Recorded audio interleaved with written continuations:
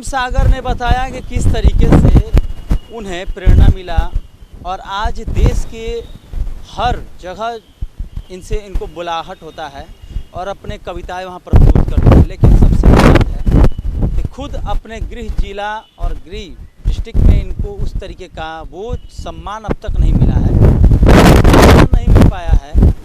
आखिर क्या कारण है ये हम प्रेम सागर से, क्योंकि जिस तरीके से यहाँ बाहर के कवियों को काफ़ी सम्मान दिया जाता है और यहाँ कई बार कवि सम्मेलन का कार्यक्रम आयोजित होता है, कभी आपको इस तरीके का या कोई आरा से भोजपुर की धरती से जुड़े कवियों को क्यों नहीं बुलाया जाता? यहाँ पे देखा जाए तो वही होता है कि घर की कहावत कहीं ना कहीं वही लागू होता है। यहाँ पे दिल्ली देखा जाए, दिल्ली बुलाएगा, टुंडला बुलाएगा, और प्रारंभिक दौर में देखा जाए तो लखनऊ हमारे काव्य क्षेत्र में काफ़ी लखनऊ का योगदान रहा है और लखनऊ की वजह से ही आज हम यहाँ तक पहुँच पाए। लखनऊ में लगभग अब तक नहीं कर पाए तो 10 से 15 कवि सम्मेलन कर चुके हैं। अभी कोई एक कविता जी, अभी मेरी एक मुक्तक थी, जैसे हम वो लखनऊ कवि सम्मेलन गए थे, सब कवि अपने परिचय से वहाँ पे कुछ न कुछ मुक्तक रख रहे थे, तो हमने उसी कवि सम्मेलन में लिखा था लेकिन वहाँ पे बोल नहीं पाए। वो मुक्तक हमने बोला था टुंडला कवि सम्मेलन में कि वो ये चीज़ हम अपने परिचय में लिखे थे कि हम कहाँ से बिलोंग करते हैं और हम क्या हैं। तो लिखे थे कि रामाधारी नागार्जुन ने लिखी नई कहानी, रामाधारी नागार्जुन ने लिखी नई कहानी है, बाबू कुंवर की इतिहास अभी नहीं पुरानी है। रामाधारी नागार्जुन ने लिखी नई कहानी है, बाबू कुंवर की इतिहास अभी नहीं पुरानी है। जिसने सिखाया जग को जीने का सलीका, जिसने सिखाया जग को जीने का सलीका, उस धरती से जन्मे हम एक बिहारी हैं, हम एक बिहारी हैं। और इसी से हमारी पहचान होती है हर जगह पे। बहुत सुंदर का आपने का अपने परिचय बिहार वीर बाकुड़ा के धरती के आपने जिस तरीके काफ़ी अच्छा है। लेकिन अब यहाँ पर अभी वर्तमान समय में जो नए आप अभी तो आप एक युवा हैं, आप कभी कविताएँ लिखते हैं, हाथ से लिखते हैं या व्यंग लिखते हैं, इस पर भी हम बात करेंगे क्योंकि जिस तरीके से अभी माहौल चल रहा है उस हिसाब से कौन सी कविता होगी, क्योंकि जिस तरीके से कोरोना का दौर चल रहा है, आर्थिक मंदी का दौर चल रहा है, बेरोजगारी का दौर चल रहा है, वैसे में कौन सी कविता? देखिए, देखा जाए तो अगर जितने भी अभी वर्तमान में देखा जाए हम लोग के सामने आई कहीं ना कहीं प्राकृतिक मानव निर्मित हर तरह की आपदाएँ आई और हम लोग निपटने के लिए हर तरीके की रचनाएँ रचते हैं और रचने के बाद होता क्या है कि इन समूह तक हम लोग पहुँचने की कोशिश करते हैं। और अभी देखा जाए तो मानसिक रूप से हर आदमी को संतुलित बनाने के लिए हास्य रूप में कविता लिखी जा सकती हैं और श्रृंगार में लिखी जा सकती है। यंग मतलब कि जितने भी युवा पीढ़ी हैं उन लोगों के पास कविता के साहित्य का एक छोटा सा झलक पहुंचाने के लिए, क्योंकि देखा जाए तो वर्तमान में जो युवा हैं कहीं ना कहीं साहित्य से भटक रहे हैं। और एक चीज़ मैं अपने पूरे 5 साल साहित्य से जुड़ने के बाद उस आधार पर कह सकते हैं, उसके अनुभव पर कह सकते हैं कि अगर आपको प्रधानमंत्री बना दिया जाए, राष्ट्रपति बना दिया जाए, आप उस पद पे पहुंच जाइएगा, लेकिन बिना साहित्य के सहारे आप वहां पे टिक नहीं पाइएगा। इसलिए जन समूह, जनता जनार्दन, हर काव्य प्रेमियों से मेरा एक अनुरोध है कि आप इसलिए कविता मत सुनिए कि हमारा टाइम लगेगा, टाइम स्पेंड होगा। आप जीवन को एक बेहतरीन ढंग से जीने के लिए कविता को सुनिए। और हम हर जन से अनुरोध करेंगे कि आप लोग बस अपने जीवन को एक बेहतर पैमाने पे स्थापित करने के लिए वहाँ पे आप अपने काव्य रचना, काव्य संग्रह का अनुसरण कीजिए।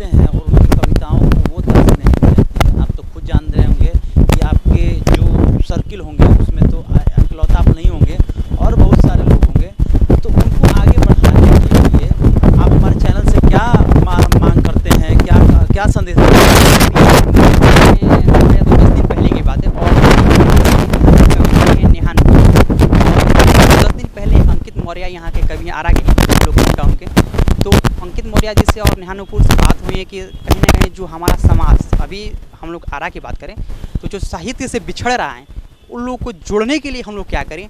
तो हम लोग की प्लानिंग है, अभी लॉकडाउन जब तक ख़त्म होगा उस टाइम तक एक बहुत बड़े पैमाने पे कवि सम्मेलन मतलब कि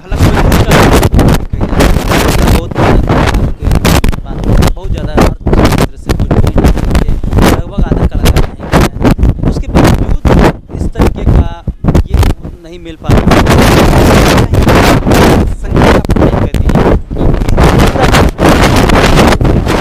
नहीं, फ्यूचर तो है ही इसमें, फ्यूचर भी है। हर तरह से देखा जाए तो हर आदमी मतलब कि सफल हैं, हर जगह पे सफल हैं।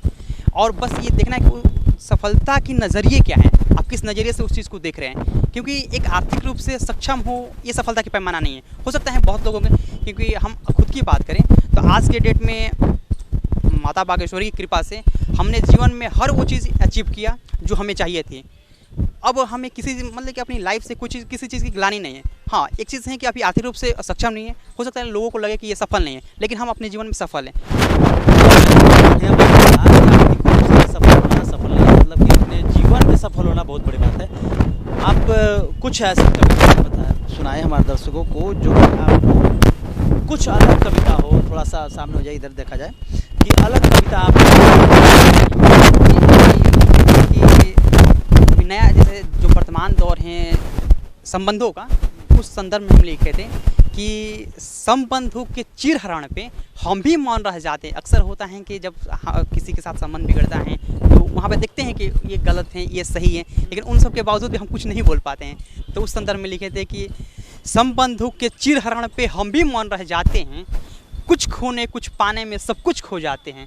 संबंधों के चिरहरण पे हम भी मौन रह जाते हैं, कुछ खोने कुछ पाने में सब कुछ खो जाते हैं। लोगों की कसमों वादों पर अब यकीन न रहा, लोगों की कसमों वादों पर अब यकीन न रहा, जब अपने होने का दावा कर जयचंद निकल जाते हैं, जयचंद निकल जाते हैं। यह युवा कवि हैं प्रेम सागर, बहुत अच्छा कविता लिखते हैं और अपने ज़िले में ही इनका भी वो पहचान नहीं बन पाया और ये दूसरे जगह कई जगहों पर जा चुके हैं और उन्हें काफ़ी मान सम्मान भी मिलता है। और भोजपुर की धरती, कलाकारों की धरती, कवियों की धरती, कई तरीके के लोग हैं, लेकिन साहित्य से धीरे धीरे लोगों के बीच में जो दूरी बन रही है वो एक अच्छा संदेश नहीं है। क्योंकि लोग समझते हैं कि साहित्य और कवि बुजुर्गों टाइप का सिंबल बन जाता है, लेकिन आज के युवा बदल रहे हैं और बदलाव भी बहुत ज़रूरी है। क्योंकि जिस तरीके से हमारे यहाँ अब परिवर्तन हो रहा है, नए नए लोग हर चीज़ में आ रहे हैं, युवा हैं तो क्या उनके अंदर प्रतिभा नहीं, ये आपको आंकना बहुत गलत चीज़ है। क्योंकि माँ बागेश्वरी की कृपा जो प्रेम सागर ने कहा वो सब पर नहीं बरसता है, और जिस पर बरसता है तो दिल खोल कर बरसता है, और उसी का ये जीता जागता प्रमाण है प्रेम सागर एक कवि के रूप में। प्रेम